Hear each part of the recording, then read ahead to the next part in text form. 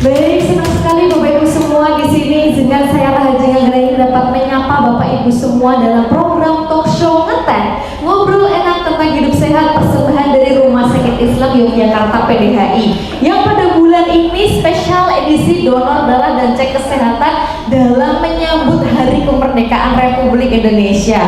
Nah, seperti biasa guys, saya juga mengucapkan terima kasih kepada Bapak Ibu semua, sobat sehat yang telah hadir untuk mengikuti talkshow pagi-pagi pada hari ini. Nah, seperti biasa jangan lupa guys mengikuti sesi ini sampai akhir karena sudah menunggu nih door prize-nya untuk diambil oleh ibu dan dibawa pulang. Baik Bapak Ibu semua, tanpa kita perlu berlama-lama, hari ini kita akan ngobrol seputar donor darah. Karena kan kita nggak pernah kebayang ya Bapak Ibu kalau satu kantong darah itu bisa menjadi harapan hidup seseorang. Nah, pada kesempatan kali ini kita akan membahas tema yang sangat menarik, yaitu setetes darah sejuta harapan, mengenal layanan donor darah. Dan tentunya untuk membahas tema hari ini telah hadir bersama kita narasumber kita yang luar biasa, yaitu Dr. Linda Rosita SPPK, dokter spesialis patologi klinik di RSI PDHI. Maka dari itu tanpa perlu berlama-lama, marilah kita sambut dengan tepuk tangan yang meriah. Mari kita sambut kehadiran Dr. Linda Rosita, spesialis patologi klinik.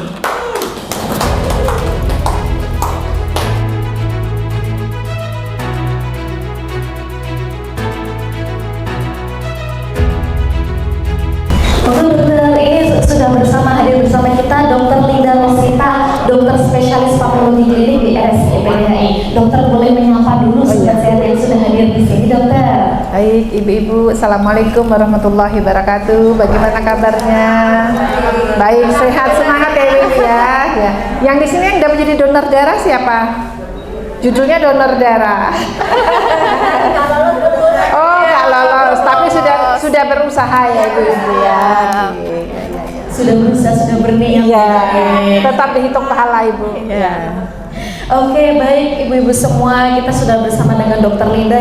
Sebelum kita mengenal jauh tentang donor darah nih dokter, mungkin banyak juga masyarakat yang menganggap donor darah itu mungkin ya sudah untuk yang membutuhkan saja, kerabat dekat atau keluarga. Nah, mengapa sih dok donor darah ini tuh menjadi hal yang penting bagi pelayanan kesehatan? Iya. Ya, ibu-ibu di sini pernah punya pengalaman tadi kalau menjadi donor itu kan banyak yang tadi gagal ya. Nah, sekarang ada yang pernah menerima darah nggak? Belum, alhamdulillah. Oh, pernah Bu ditransfusi. Waktu itu apa Bu kasusnya? Sesar. Nah, kita lihat waktu itu bagaimana ibu ketika membutuhkan darah, kemudian darahnya ada, rasanya gimana? Alhamdulillah anyem ya. Dan begitu juga dengan keluarga kita begitu. Sehingga di rumah sakit yang namanya kebutuhan darah itu ibu-ibu itu tiap menit, bahkan menyelamatkan jiwa manusia di dunia ini katanya itu setiap 2 detik itu pasti ada proses transfusi darah. Jadi kalau orang operasi kan dipotong ya pembuluh darah, kemudian ototnya itu kan pasti keluar darah. Nah, darah yang keluar itu harus diganti.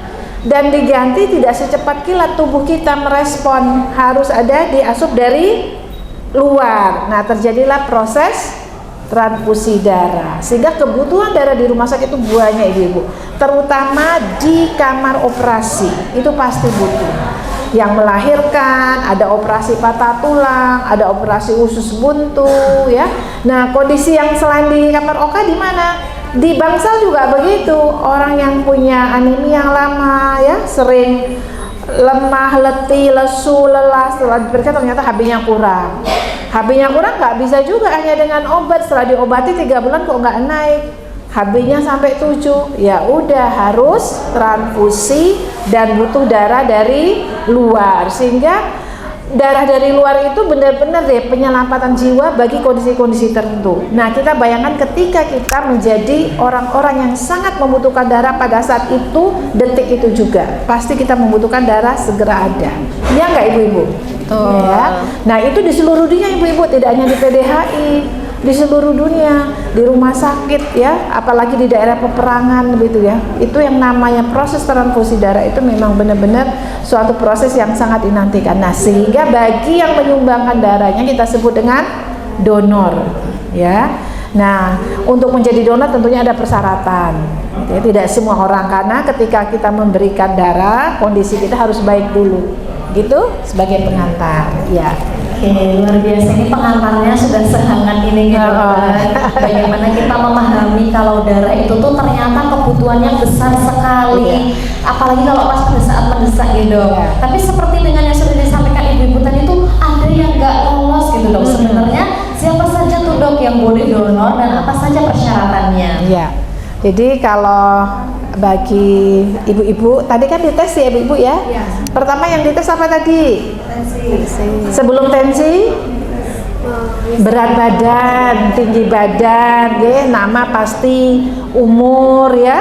Nah, umur ada nggak usia lansia? Tidak boleh. Ada ya. Jadi dianjurkan usia dewasa ya.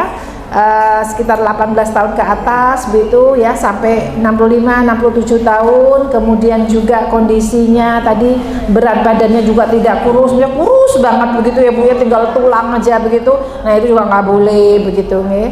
Nah, kemudian setelah itu diperiksa tensinya. Tensi juga tidak boleh terlalu tinggi dan tidak boleh terlalu rendah. Setelah tensi diperiksa ibu-ibu dalam kondisi sehat nggak? Sebagai awal mungkin diperiksa suhunya. Oh, sedang demam ini, berarti tunggu setelah sembuh dari demam. Misalnya sedang batuk pilek, flu, itu juga tidak boleh begitu ya. Nah, kemudian setelah itu apa? Setelah itu ibu-ibu diambil darahnya, dicek. Apa yang dicek tadi? HB ya. Nah, HB bagi ibu-ibu itu diharapkan lebih berapa tadi? Tadi 13,3 tapi yang diperlukan 13,5. Iya, itu sedikit lagi Bu. Nanti makan telur yang banyak.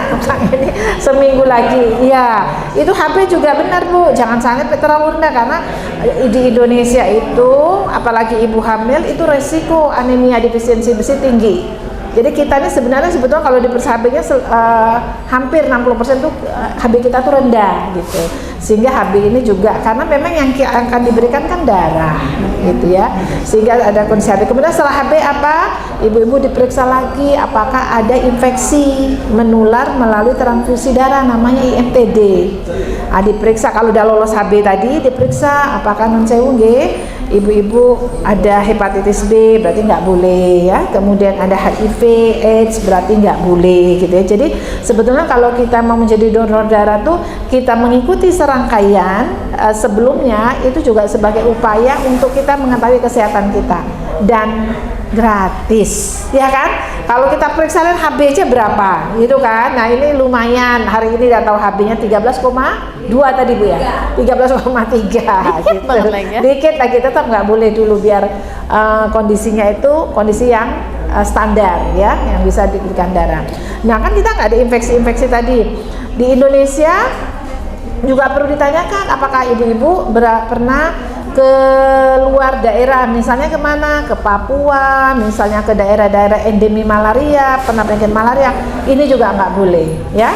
Karena apa? Karena darah yang kita berikan itu kita usahakan darah itu sehat ya, darah itu bagus kualitasnya untuk penerima darah ya. Jadi jangan ragu deh, kalau sudah lolos itu berarti insya Allah darah kita lolos. Ada yang pernah lolos ini jadi donor? Oh sip Mbak, HB-nya berapa? Tadi sempat? Nggak sana sih, besok hari Minggu itu udah terdaftar di tempat lain. Oh ya, udah rutin ya? Oh bagus Mbak ya. Nah, nanti kita bicara tentang manfaatnya ya. Oke, sip. Udah berapa kali Mbak? 5. Oh, ini malah podcastnya malah kita tanya ya. Iya, beliau bisa jadi narasumber kedua mungkin. Iya, nggak apa-apa. Oh bagus sekali tuh, ada pengalaman saksi. Betul. Nah, mungkin ini sekalian kita izinnya mungkin dokter, seperti yang sudah disampaikan dokter lagi, mungkin ke manfaat. Jadi sebenarnya manfaat apa yang bisa dirasakan oleh pendonor biar motivasinya itu ini nggak cuma keadaan mendesak nih, ini bisa menjadi kegiatan rutin gitu. Iya, manfaatnya yang pertama pastinya kita merasakan ya bahwa ada yang kita berikan untuk menyelamatkan jiwa. Kita merasakan manfaat dulu, kita niatkan itu karena ibadah, karena Allah. Kan pahalanya besar banget kan? Kata dalam Al-Quran, ketika kita menyelamatkan satu jiwa, berarti kita menyelamatkan jiwa seluruh umat manusia. Kan hebat banget tuh status darah menyelamatkan ibu yang kemarin operasi sesar. Operasi sesar tuh banyak darah yang keluar gitu. Ada yang diganti, Masya Allah begitu, tergantikan dalam waktu cepat. Jadi kita bayangkan bahwa kita tuh telah menyelamatkan jiwa. Seperti ini ya. Setetes darah sejuta berkah, setetes darah menyelamatkan jiwa, setetes darah selamatkan apa lagi tadi? Tadi pengantar mbaknya bagus, setetes darah. Saya malah lupa nih, saya lupa ini. Tadi selamatkan jiwa apa selamatkan sesama begitu ya. Nah itu dengan yang tadi ya kita berikan darah itu. Jadi pertama manfaatnya pasti untuk kita. Kemudian kita setelah itu kita akan tahu kan kondisi kesehatan kita. Kemudian apalagi tubuh kita itu akan cepat berespon gitu terhadap proses yang telah diambil darahnya. Kemudian kita akan bisa pastikan bahwa organ-organ kita tuh baik. Namanya itu nanti respon eritropoietik. Jadi dia memberikan respon yang bagus untuk pembentukan darah yang baru lagi gitu. Kan muncul tuh yang baru. Jadi misalnya kayak kita potong rambut itu ibu-ibu ya, kan enak ya setelah itu tumbuh yang bagus. Nah, ini juga begitu gitu. Ada proses respon dalam tubuh kita itu yang luar biasa, yang dia itu cycle-nya tuh bagus turunannya, jadi tidak terhenti pada satu titik tapi terus berputar. Okay? Nah kemudian manfaat yang lain adalah kita sendiri merasakan gitu bahwa banyak orang yang sebetulnya membutuhkan uluran tangan orang lain. Jadi semangat sosial kita akan tumbuhkan. Jadi dari sisi kesehatan ada, semangat sosial kita juga muncul ya. Kemudian yang terusnya kepedulian kita terhadap sesama ya. Jadi kalau orang yang sudah punya donor darah, saya pasti membayangkan mereka punya peduli sama orang lain ya. Jadi semakin kita peduli sama orang lain, insya Allah akan juga memberikan kepeduliannya pada kita gitu. Jadi penting banget kita memberikan kepedulian pada orang lain, itu akan kembali ke kita, energi itu akan kembali ke kita, begitu ya. Semangat luar biasa sekali ya, energi itu akan kembali ke kita, makanya marilah kita tebar kebaikan. Iya. Gitu. Mungkin kita izin bergeser sedikit dok, ini kan sudah ngomongin terkait dengan sosialnya. Sebenarnya dok, ketika kita selesai donor darah, perjalanan darah setelah kita memberikan pendonoran ini kemana sih dok dan gimana kita? Iya. Jadi ibu-ibu ada bapaknya nggak sini? Setelah darah kita diambil, nanti kata darah kita itu kan diolah ibu-ibu ya, diolah. Nah diolah sesuai dengan komponennya. Nah sekarang ini memang yang paling banyak dibutuhkan itu namanya PRC. Pernah ya dulu mencari mencari darah itu nama PRC. PRC itu isinya adalah lebih banyak sel darah merahnya atau eritrositnya. Kemudian nanti kalau ada yang membutuhkan trombosit orang demam berdarah, itu kan cepat ya, biasanya kan butuhnya donor keluarga karena selalu tidak tersedia di PMI. Karena apa? Trombosit itu sekali diambil umurnya cuma 5 hari, tapi kalau darah merah tadi yang diambil itu umurnya itu bisa sampai 40 hari gitu. Jadi ini diambil umurnya hanya 5 hari sehingga donor keluarga yang dibutuhkan. Nah setelah dibuat komponen-komponen, nah nanti tergantung kebutuhan dari di rumah sakit di bagian mana yang membutuhkan komponen-komponen darah tadi gitu ya. Jadi pasti bermanfaat setetes apapun okay? Dan kemudian alhamdulillah kalau kita di negara kita itu darah tidak boleh diperjualbelikan ya. Di beberapa negara itu ya dengan kondisi mereka yang keadaan memang membutuhkan tadi secara material kurang, mereka punyanya hanya tubuhnya gitu ya, mereka kadang-kadang menjual darahnya. Itu juga ada dalam praktek, tapi di Indonesia itu tidak diperbolehkan okay? Nah kemudian ibu-ibu kan kalau menjadi donor darah juga tidak dikenai biaya. Nah kalau kita juga menjadi resipien, menjadi penerima darah, kita juga tidak membayar sebetulnya. Tapi apa? Tapi kita membayar kantongnya, membayar prosesnya, tapi darahnya itu kita tidak bayar. Apalagi kalau yang penduduk Sleman. Penduduk Sleman ada di sini. Nah, kita penduduk Sleman yang berKTP Sleman ada namanya program Lada Manis, pelayanan daerah khusus masyarakat Sleman, ya. Nah, ketika kita butuh darah itu free, sama sekali free. Jadi bukan hanya sekedar BPJS, tapi dilindungi dari namanya Lada Manis. Di PDHI juga sudah menggunakan itu untuk masyarakat yang berKTP Sleman. Ya. Begitu? Terima kasih banyak dokter, luar biasa sekali. Tapi kalau seperti itu apakah setiap darah yang langsung didonorkan ini bisa langsung dipakai oleh pasien atau yang membutuhkan itu dok? Iya, kalau yang trombosit memang harus segera dipakai. Ya. Kalau yang lain, kalau memang itu donor keluarga ya segera dipakai untuk resipien, karena semakin kedekatan kekerabatan kita dekat dengan donor, donor yang resipien, maka itu semakin baik ibu-ibu. Karena tidak akan terjadi cross reaksi. Tapi kalau kita dari keluarga lain kebetulan memang banyak antibodi yang kadang-kadang ya namanya darah dengan berbagai juta komponennya itu ada saja yang selalu bereaksi gitu. Nah ini yang kita hindari. Tapi kalau kekerabatan semakin dekat maka dia semakin mirip, sehingga tidak terjadi cross reaksi itu. Makanya kadang-kadang, bukan kadang-kadang sih, selalu dianjurkan ketika misalnya kita butuh darah mesti ditanyakan ada donor keluarga. Kalau ada donor keluarga lebih baik pakai donor keluarga. Tapi kalau tidak ada ya pasti tersedia di stok bank darah rumah sakit. Gitu ya. Jadi sebaiknya memang ketika ada keluarga baik keluarga, karena hubungan kekerabatan itu keluarga inti. Sebaiknya memang ke keluarga inti karena kekerabatannya dekat ya. Ya, misalnya anak gitu. Kalau biasanya seumpama ada keluarga yang bisa mendonor tuh dok, terus kan dari proses beliau mendonorkan ini di proses darah sampai ke pasien itu biasanya membutuhkan waktu berapa lama dokter? Cepat, paling 1 hari bisa atau 6 jam bisa, itu sudah cepat sekali proses seperti itu.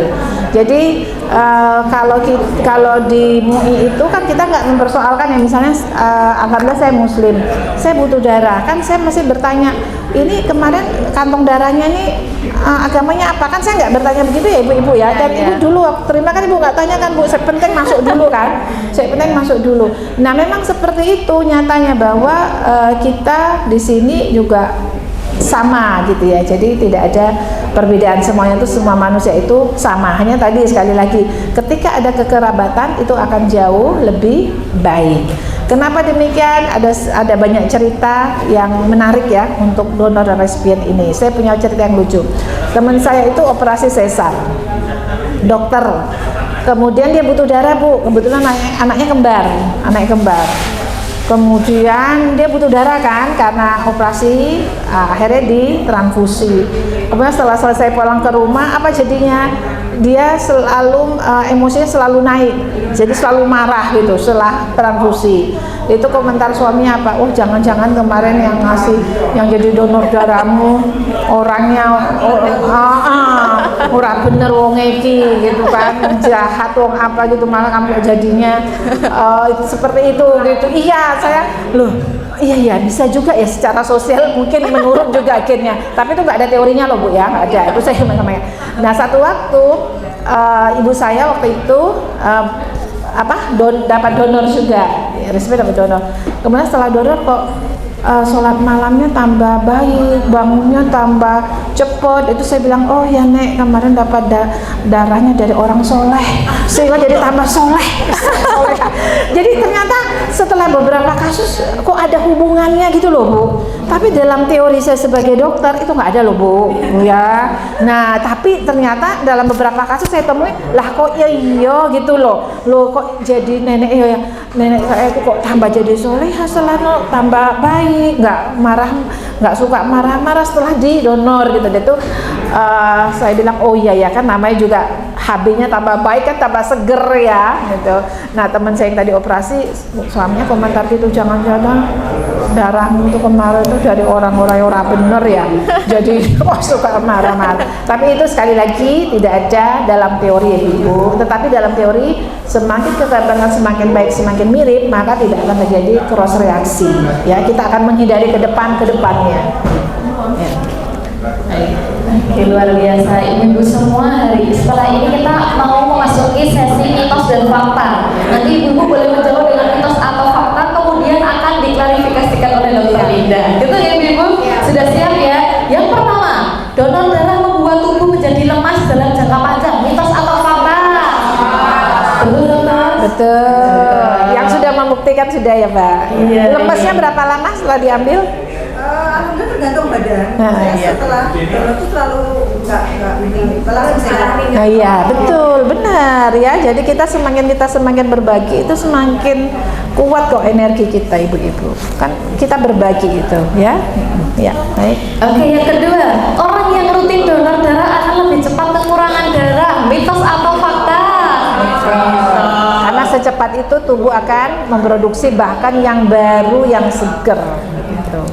Oke, yang ketiga, golongan darah O selalu menjadi golongan darah yang paling dibutuhkan. Mitos atau fakta? Mitos. Yang paling banyak Di Indonesia itu dari populasinya yang banyak O, yang kedua A. Iya, jadi AB itu termasuk langka. Ada yang ibu-ibu golongan darah AB?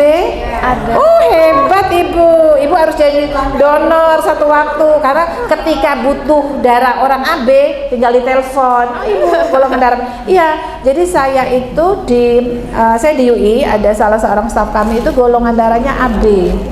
Dan dia itu selalu ditelepon ketika orang-orang AB itu membutuhkan darah di tengah malam. Mas, ini AB kosong, ini stoknya di bank darah. Segera ya, malam tengah malam karena dia golongan darah AB kan karena langka. Saya golongan darah AB satu ya. Apalagi AB resusnya negatif ibu-ibu, lebih susah lagi. AB resusnya apa bu? Oh ya. Jadi ibu-ibu hafal ya nanti ya. Golongan darahnya apa? A. Golongan darah itu ada berapa macam? A, B, AB, O. Resus itu ada dua, resus positif dan resus negatif. Indonesia, ras kita itu umumnya resus positif. Orang barat bule sana itu resus negatif. Jadi pernah ada kasus tuh di satu rumah sakit, pasien ini melahirkan bule nih, golongan darahnya AB, resusnya negatif. Waduh, susah banget sampai di Jakarta ditelepon, di Bali ditelepon, ada nggak ada, antar ke Jogja. Karena tadi yang AB yang sudah mendaftarkan sebagai donor abadi itu AB tapi yang positif, dia melahirkan AB-nya negatif. Jadi ditelepon tubuh dari Bali, oh ternyata ada tuh stok dari Bali, antar. Ya. Tapi kalau seumpama sebelum lanjut ini, yang resus plus dan minus tadi itu bedanya apa dok? Iya, jadi resus positif itu memang ketika dengan anti D, dia itu beraglutinasi itu namanya resus positif. Jadi memang ada prosesnya ibu-ibu. Jadi golongan darah itu identifikasinya banyak. Identifikasi pertama ABO, yang kedua resus. Itu yang harus kita kenal dulu. Jadi ibu-ibu kalau periksa nanti Mbak resusnya apa? Positif. Oh kan ingat kan? Karena ada biasa dia. Kalau negatif juga saya tanya bapaknya siapa ya ini? Nggak nyambung ini. Iya, jadi memang langka. Jadi kita tanya orang Indonesia umumnya resusnya positif ibu-ibu, ya. Jadi ibu sebaiknya bulan depan periksa lagi karena AB sangat-sangat dibutuhkan itu, betul. Bagi golongan darah karena yang jarangnya itu. Ya. Jadi yang paling laris benar golongan darah O, kemudian A. Nah itu ya ibu-ibu ya, luar biasa. Kita lanjut dulu, mitos fakta. Donor darah dapat menularkan penyakit kepada pendonor, mitos atau fakta? Mitos. Iya mitos ya, karena apa? Karena insya Allah sudah tersaring ya, sehingga ketika misalnya tadi yang donor, mohon maaf, terinfeksi misalnya tadi ya TBC, bukan TBC, HIV atau sipilis, maka dia nggak boleh didonor, sehingga dia tidak akan darahnya tidak akan diberikan. Gitu. Selanjutnya yang terakhir ini, orang yang memiliki tato atau titik tidak bisa donor darah, mitos atau fakta? Mitos. Tapi memang di sana ada ya, ya. Tapi sebetulnya kalau untuk keluarga itu bisa dibenarkan karena proses pengambilan kan tidak melalui kulit yang ada tatonya tapi melalui pembuluh darah. Nanti takutnya kalau nyambung dengan cerita dokter Linda tadi setelah mendapatkan darahnya langsung ikutan tato kan? Iya loh, bisa. Jadi saya juga pengen nih orang-orang soleh siapa tak jadi presiden. Nah itu. Oke, luar biasa seru sekali. Nah tapi dokter, kalau di Rumah Sakit Islam di Jakarta PDHI sendiri, kalau ada pasien yang sekiranya membutuhkan transfusi darah itu, alur yang dilalui itu nanti akan seperti apa dok? Iya. Jadi kalau kita di rumah sakit, apalagi alhamdulillah Rumah Sakit Islam Yogyakarta PDHI sudah ada prosedur ibu-ibu ya, bapak. Jadi nanti misalnya bapak ibu menjadi pasien di kamar operasi atau dirawat inap, mesti akan dikomunikasikan sama perawat. Oh bapak, ibu ini butuh darah, gitu. ada keluarga, mesti kita menanyakan pertama kali itu. Tapi kalau dari kamar operasi barusan misalnya kecelakaan, nggak mungkin waktu yang cepat. Jadi kita persediaannya di bank darah. Setelah kita tanyakan, nanti karena ini di rumah sakit kita bank darah, bukan unit transfusi, maka proses pengambilan darah dari keluarga kita itu tidak dilakukan di rumah sakit, tapi di PMI. Nah, tapi sekarang ini selalunya karena waktunya cepat, itu kita tidak melewati prosedur dari menanyakan ke keluarga gitu ya. Kita ambil yang ada di stok darah kita yang ada di rumah sakit. Jadi insya Allah darah-darah di rumah sakit sini sudah tersaring dengan baik ya, sehat dan baik untuk penerima. Begitu ya, jadi pasti dari indikasi klinis. Jadi nggak boleh orang mau ke rumah sakit, aku pengen transfusi setelah tahu begini ya, dari yang ini nggak bisa. Tetap harus ada indikasinya ya, indikasi klinisnya.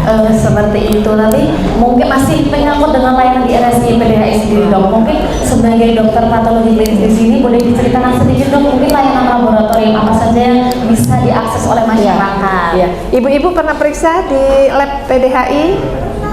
Di mana? Labnya di mana? Di depan di mana? Semua depan. Oh di UGD, di UGD ada. Kalau ibu-ibu pas di UGD kan ngambil darahnya di UGD. Nah kalau di sini di rawat inap atau di rawat jalan, ya paling ujung kita ya. Jadi laboratorium kita itu di ujung. Kemudian kita bisa melakukan pemeriksaan, insya Allah lengkap ya. Jadi ketika ibu-ibu mau periksa kesehatan, namanya medical check up. Iya, dan tur murah, jangan lupa itu. Jadi dibandingkan yang lain tur murah dan cepat hasilnya, kemudian insya Allah bisa dipercaya valid ya ibu-ibu ya, karena memang kita bekerja juga dengan alat-alat yang berteknologi tinggi gitu ya. Nah itu ibu-ibu kan bisa lihat ya, kan kaca tuh, jadi alat-alat labnya ibu-ibu bisa lihat, oh benar tuh, dan iya transparan gitu. Jadi ibu-ibu kalau misalnya pengen melihat kondisi kesehatan umum, sederhana, oh saya mau periksa medical check up mbak. Nah medical check up itu ya dari periksa dokter umum sampai diambil darahnya nanti, dan medical check up kita paketnya tuh tiap hari ada pelayanannya, oke ibu-ibu ya, bisa ya. Oke, terima kasih banyak dokter Linda. Kita sebelum lanjut ke sesi tanya jawab, boleh diberikan tepuk tangan yang meriah terlebih dahulu untuk memberikan semangat. Luar biasa sekali. Di sini sudah tersedia 5 doorpress nih untuk bapak ibu semua yang berkenan untuk bertanya. Adakah yang mau bertanya bapak ibu? Nah langsung 3 ya ini. Silakan bapak ibu. Terima kasih. Assalamualaikum Bu Dokter. Waalaikumsalam. Tadi saya sudah screening. Alhamdulillah saya tuh mau sudah yang kelima ini. Tapi mungkin saya tadi belum sarapan banyak, jadi kurang dikit aja. Salah sekali nggak sarapan banyak. Yang saya mau tanyakan dokter, jarak antara kita mau donor lagi itu berapa bulan? Terus yang keduanya itu adakah setelah donor atau sebelum donor, adakah apa ya istilahnya ritual supaya kita tuh bisa lolos atau tidak lolosnya, dan setelah donor juga apa yang harus kita konsumsi atau apa yang bisa membuat rasa ini dari saya. Ibu siapa? Boleh kenalan? Ibu Yatni. Ya.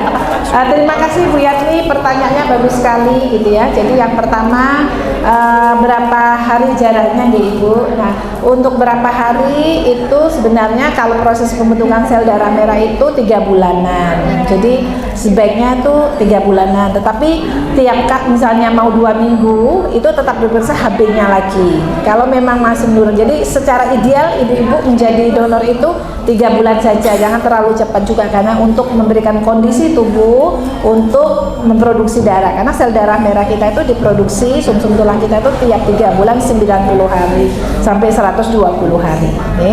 Kemudian yang kedua tadi apa sih ritualnya ya?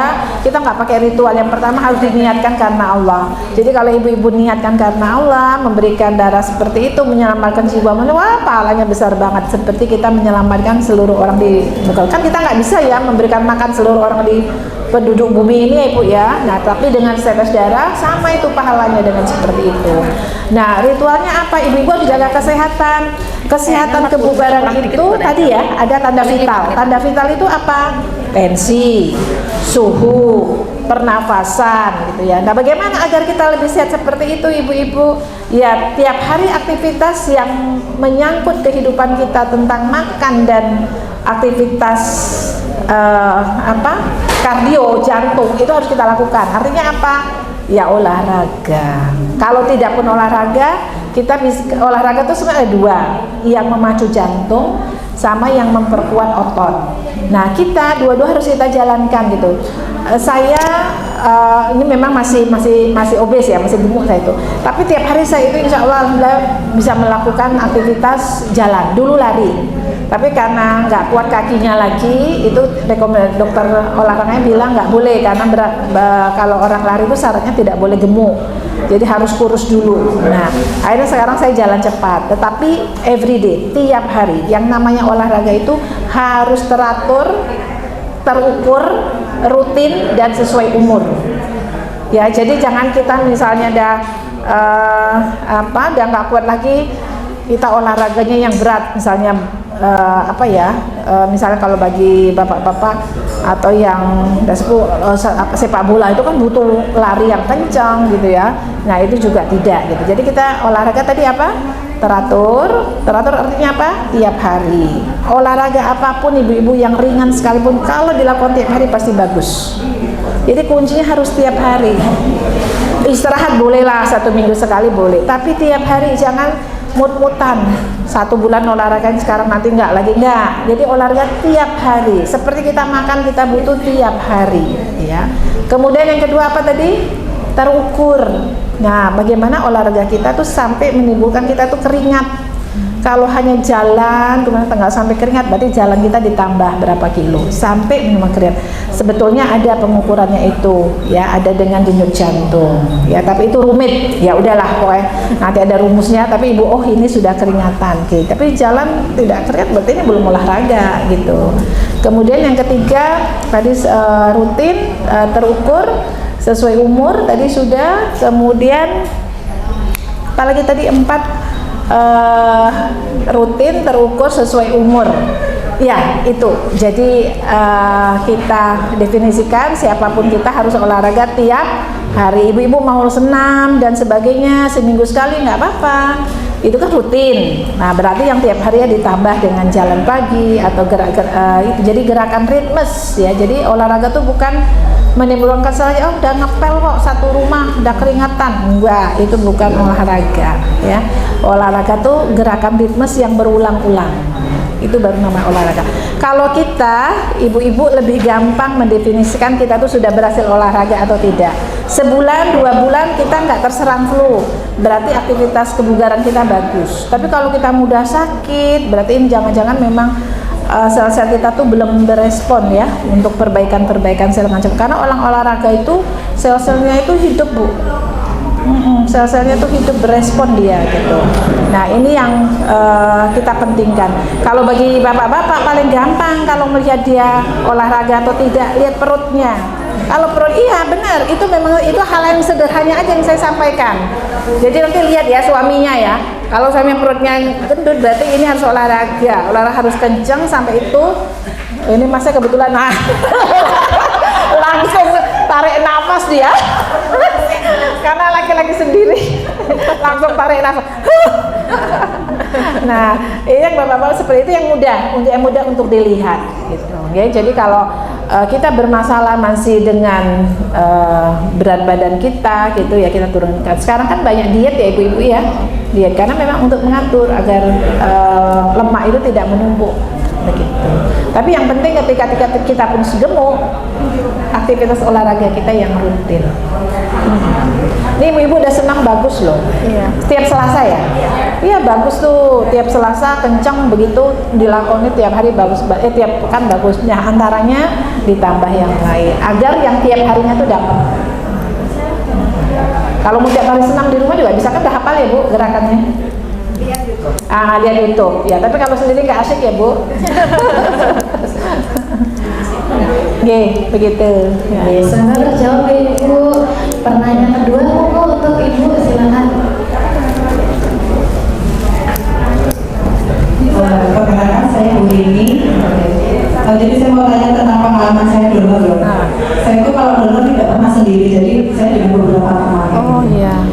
baru teman saya itu baru ketahuan ternyata dia punya tumor ganas. Dirawat di sini pernah di ICU itu 2 minggu, pada akhirnya harus dirujuk ke Sarjito. Hampir 1 bulan pada akhirnya dia meninggal. Jadi selama kita berteman dia tidak pernah bercerita gitu. Ternyata dia punya tumor ganas. Nah menariknya dia itu 2 kali donor. Nah yang mau saya tanyakan, darahnya tuh layak nggak dok sebenarnya dengan kondisi dia yang sebenarnya tumor ganas gitu. Karena sudah donor 2 kali, mungkin dulu tidak cerita atau apa kayak gini. Nah itu yang pertama, pendonor dengan penyakit seperti itu apakah layak? Terus yang kedua, saya terakhir kali donor itu tangan saya itu memar sampai 2 minggu. Padahal sebelum itu nggak pernah. Lebam-lebam itu ya? Bukan cuma lebam, sampai ungu bingung gitu loh. Dan itu lebar. Proses tempat pengambilan darahnya? Iya betul. Itu aduh ini kenapa saya di situ kita mau kembali ke rumah sakit waktu kita melakukan donor itu ditunggu mau hilang orang gitu. Nah, ternyata memang hilang. Cuma kok lama sampai 2 minggu itu kenapa ya? Ya terima kasih. Ya. Baik untuk teman ibu, semoga husnul khotimah dan selama proses almarhumah tadi menjadi donor, sebenarnya beliau itu cancer ya. Tumor ganas. Iya, tumor di otak itu waktu itu sudah ketahuan waktu jadi donor itu. Mungkin sudah ketahuan karena dia pusing kayak gitu. Cuma ketika oke. Dari ketika dia donor terakhir sampai dia Berarti memang screeningnya ya yang tidak terdetek ya.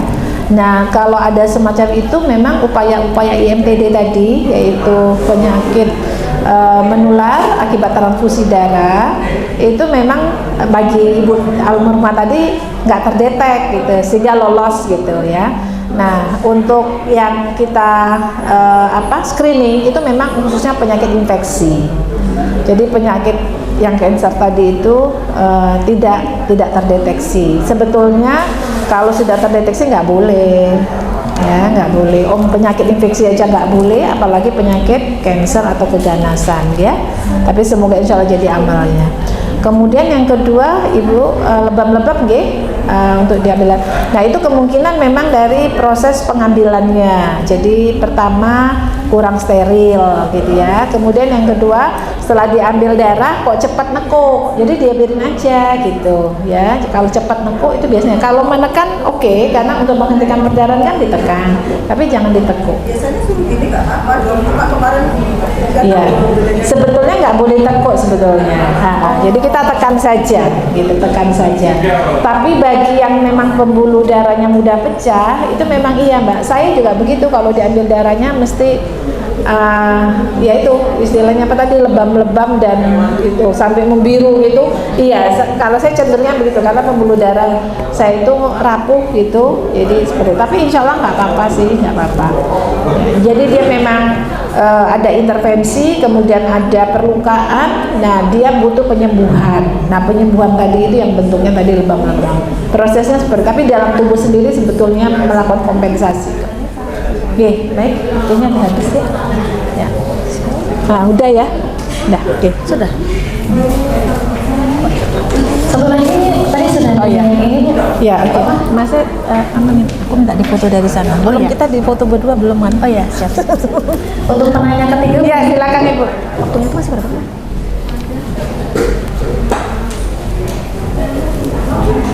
Selamat pagi Bu. Ini tadi saya kan cek, itu kan kurang D3. Pengalaman saya kan Berapa HB-nya Bu? kurang D3. Oh. Nah itu kan gini, pengalaman saya kan saya pernah kerja di Malaysia itu selama 6 tahun lebih 3 bulan. Itu saya merawat orang stroke di sana.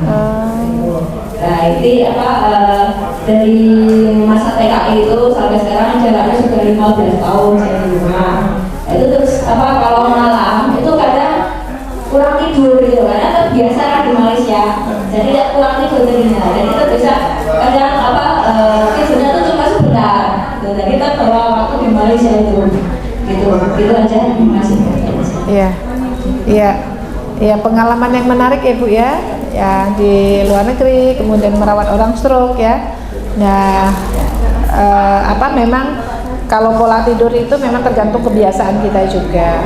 Nah, untuk pola tidur yang baik itu bagaimana? Ya tidur di malam hari. Jadi kalau di dalam Al-Quran disebutkan walaila libasa. Jadi malam itu sebagai penutup pakaian bagimu. Jadi malam tuh lek-lekan itu nggak sehat, Bu. Ya malam itu memang digunakan untuk tidur dan benar-benar metabolisme kita itu di sana itu sampai masuk ke metabolisme basal. Jadi artinya memang diturunkan mesinnya semua. Jadi seperti kita punya kendaraan, kalau turun mesin ganti itu kan jadinya bagus, jadi enak dipakai gitu ya. Nah tubuh kita juga begitu. Bagaimana kondisi itu tiap hari adanya pada malam hari. Jadi usahakan sebelum jam 12 malam kita itu sudah tidur dan dalam keadaan yang nyenyak. Nah bagi orang-orang tua non sewu yang mungkin ada pensiun yang sudah tidak bekerja, biasanya siang itu digunakan untuk tidur sehingga malam tidurnya terkurangi. Jadi sebaiknya siang tidak usah tidur. Jadi malam itu full bisa menikmati indahnya malam dengan tidur kita gitu. Oh iya, mau wujudnya di siang hari saja. Kalau mau malam itu diserahkan orang tuanya, tanggung jawab orang tuanya. Jadi jangan cucu menjadi tanggung jawab yang kakung. Yang kakung istirahat di malam hari. Gitu. Baik, ibu-ibu semoga sehat semua ya, sampai ketemu. Ya. Apakah ada closing statement dari Dokter Linda? Ya, dengan donor darah, tetes darah kita bisa menyelamatkan sesama dan kita mendapatkan berkah. Assalamualaikum warahmatullahi wabarakatuh. Waalaikumsalam warahmatullahi wabarakatuh. Sudah kita berikan tepuk tangan yang meriah untuk Dokter Linda Rosita SPPK. Karena sobat sehat di sini hal-hal besar yang lewat dalam hidup kita ini berawal dari hal yang sederhana. Salah satunya adalah lewat donor darah ini. Karena sejatinya kesehatan itu bukan hanya tentang kita menjaga diri kita sendiri, tapi juga bagaimana kita menebar kebermanfaatan. Terima kasih, saya Raja Anggraini bersama dengan Dokter Linda Rosita SPPK pamit undur diri. Wassalamualaikum